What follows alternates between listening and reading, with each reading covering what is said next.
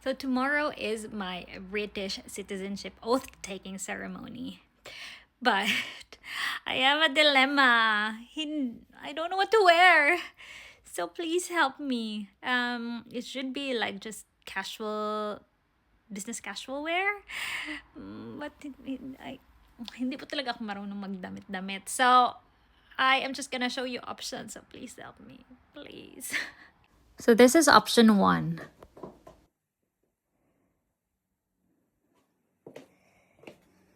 Ito siya, floral. But, I don't know. And then, sandals is this.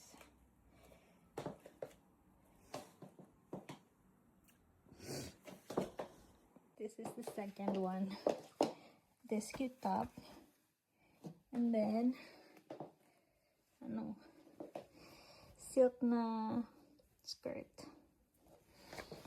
Ayan. Cute! Tapos yung shoes ko, ito lang din. What do you think? Kaya lang malamig bukas. So, I need a blazer. Ito yung number 3. Yan. Ito color.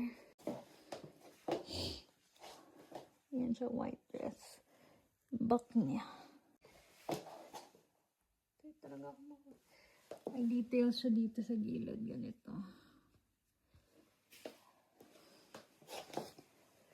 O, yun. Dapat naka-stick siya gano'n.